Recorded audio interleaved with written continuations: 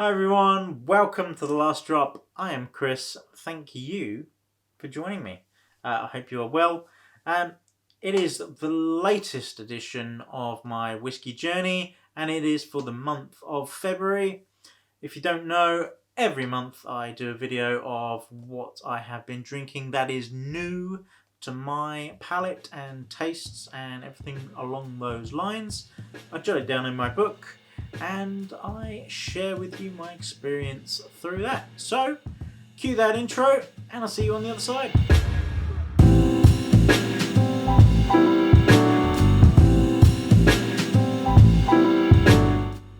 Okay, so February was a cracking month of new whiskies for me to try.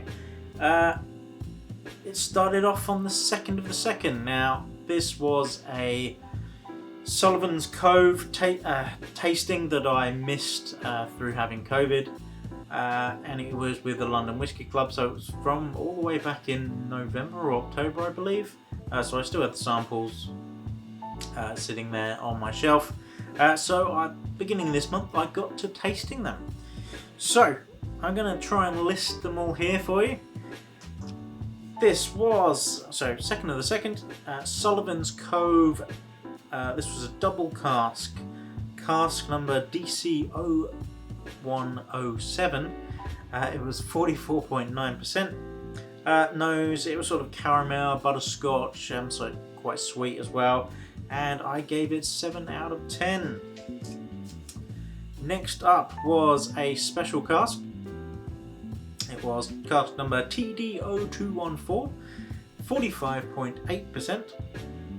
This had cloves, vanilla, almost a minty sort of rye note going on. I wondered whether it's a rye cask. It was a rich finish, but it was quite sharp up front, creamy finish, and really, really nice. And I gave that 9 out of 10. Really enjoyed that one. Next up was a single cask brandy, TDB. B must be the brandy, 009. So 2 above James Bond.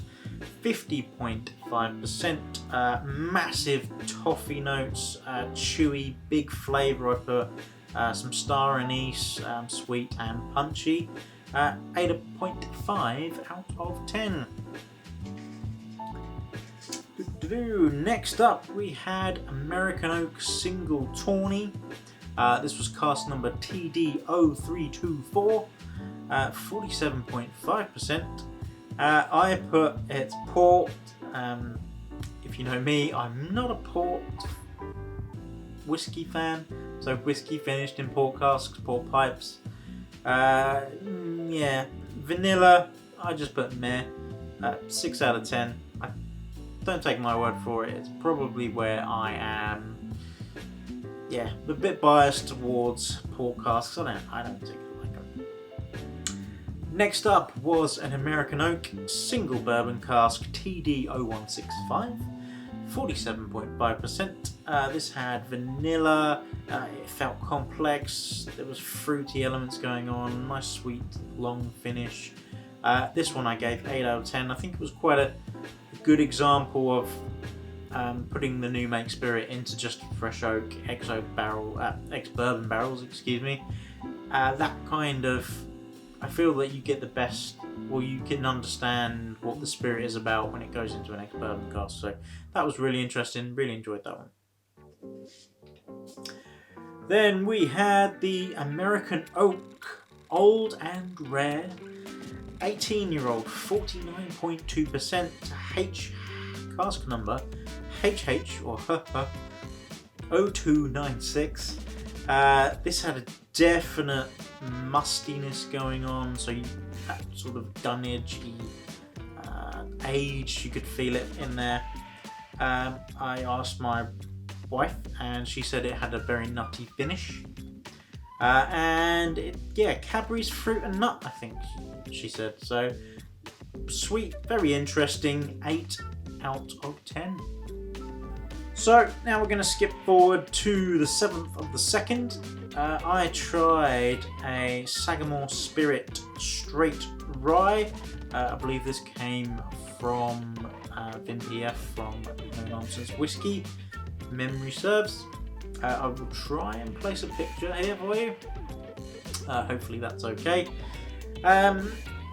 Yeah, this one, no sweet spicy rye, as you know, Sagamore I believe is known, you know, as a rye. It's pretty obvious. Sweet brown sugar, light rye spice, lingering sugar.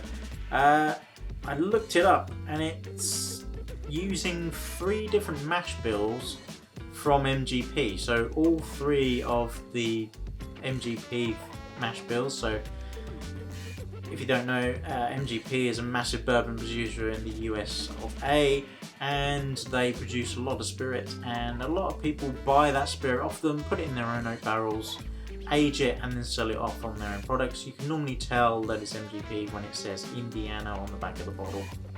Yeah, so really interesting that it's got the 3 mash bills in there, so that I thought that was cool. 7.5 out of 10. Now comes some interesting drams. So, after a little chat with Roy from Aquavitae, at 8th of the 2nd, my bottle of Loch Lomond 12-year-old, the Open Special. So in 2020, Loch Lomond, every year for the Open, for the past 2 or 3 years I think, have they been sponsoring the event, they release a special edition bottle for consumption. This year was a 12-year-old, but what made this special was, or is, that it is using Chardonnay yeast. So Chardonnay obviously being a classic French wine.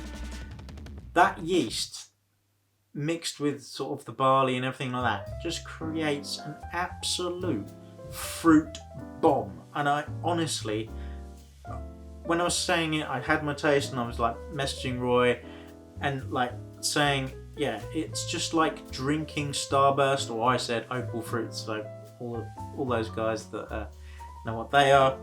But yeah, you know those fruit chewy sweets, used to be Chewits as well, they were quite nice.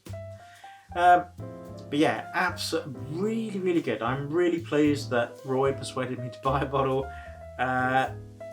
It was, yeah, quite a funny, little anecdote really, but yeah, he knows what he's talking about, funny enough.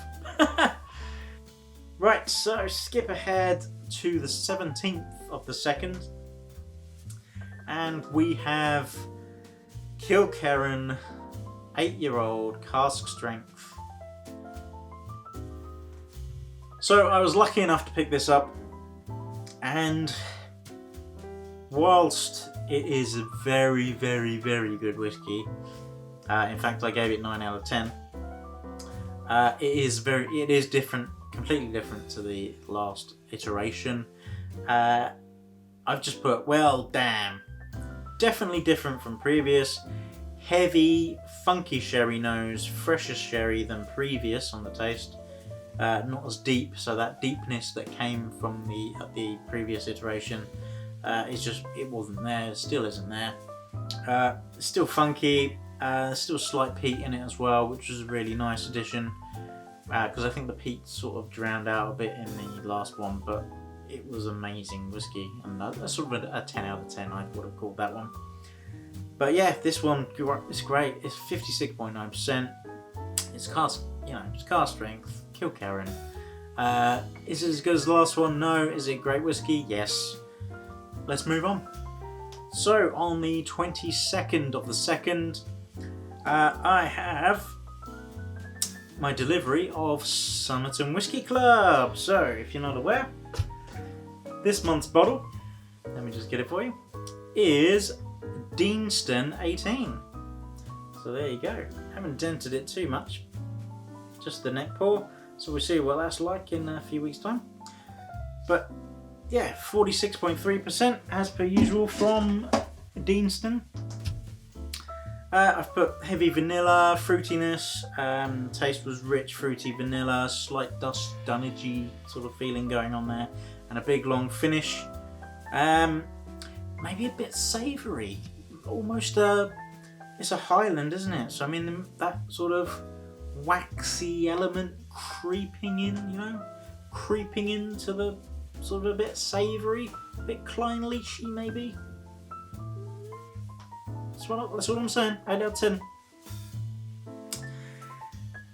So then, skipping forward to the 26th of the 2nd, I had a swag. So the Sussex Whisky Appreciation Group. Big up to you guys. A Pierce Irish whiskey tasting. Now, I'd never heard of Pierce.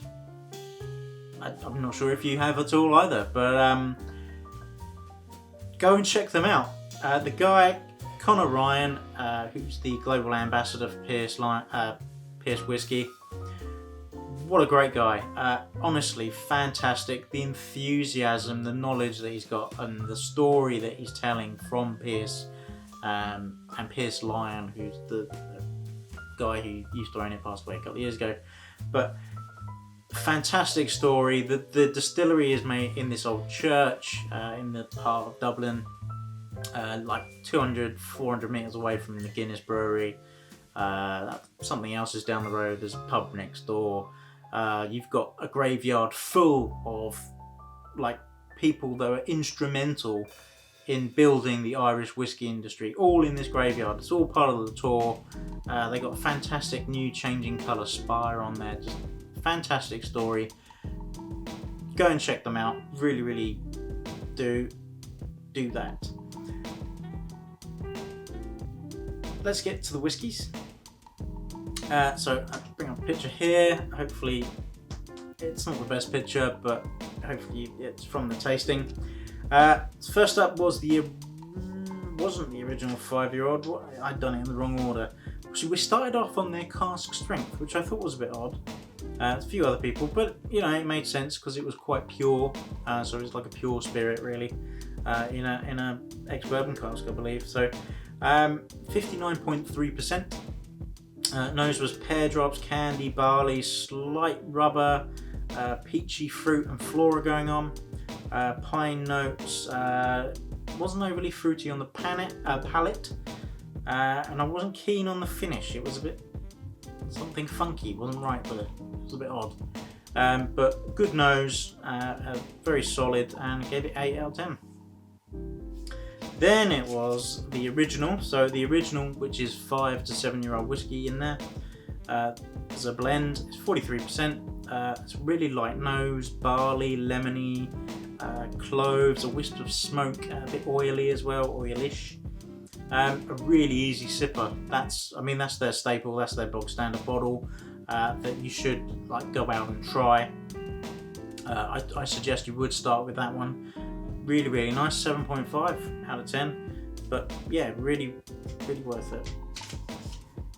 Then we had, I believe, Distiller's Choice, which was a 7-year-old, 43%. Much deeper nose. This was a sherry dram. Richer taste, definitely sherried. I wrote a tick because I'd wrote down sherried before, so I was like testing myself. And then when he mentioned that it was sherried, I gave myself a little tick. Vanilla, sweeter, a nice solid dram, really, really nice, 7.5 out of 10. Then we had the Founder's Choice, which is their 12-year-old iteration. This is actually spirit from Cooley Distillery, and So next up we had Founder's Choice, 12-year-old, 43%. This is actually spirit from Cooley Distillery because Pierce wasn't producing whiskey they opened in 2012, so this is like it's coming up. So in like next 4 years, the 12 is going to be dropped. Then there's going to be a gap, and then there's going to be the new 12-year-old. So yeah, and that'll be an interesting transition, and I will be looking out for that one, I think. This one, bag of sweets, I said on the nose, pineapple, pear drops, herbal finish, lemon and orange, so a big citrus going on everywhere. Cloves, ginger was mentioned as well. Rye as well, so possibly in rye barrels, I'm not sure. They do. Pierce own another company in America, Branchtown Bourbon, and obviously got their own supply of barrels, so they just ship the barrels that they've been using over in that distillery over to Ireland. Easy, simple. So yeah, really nice as well. 7.5 out of 10. Then we skip to the Marriage of Malt, which was their 2019 release, 44%. So this was, marriage of different malts from various different places. Deeper malty notes, so definitely that barley malt coming through. Lemony, citrus, rich, candy fruit, vanilla, and quite oaky as well. This one I gave 7.5 out of 10. Now, I know that none of them are high. They're pretty solid numbers. They're really good solid whiskey, to be honest. None of them really wowed me. The cask strength I went back to, and it was particularly good. But yeah, that was that. So yeah, that's the end of the diary. What a great month. A lot of stuff going on in there, wasn't there? So thank you for joining me. If you enjoyed that, hopefully with the new pictures and stuff like that, hopefully that makes it easier and better for you. So yeah, hit that like button, that would be great. Subscribe if you haven't already, would really appreciate it. And if you would like to get updated when these videos occur, and you want to share the journey with me. So yeah, that is the last drop.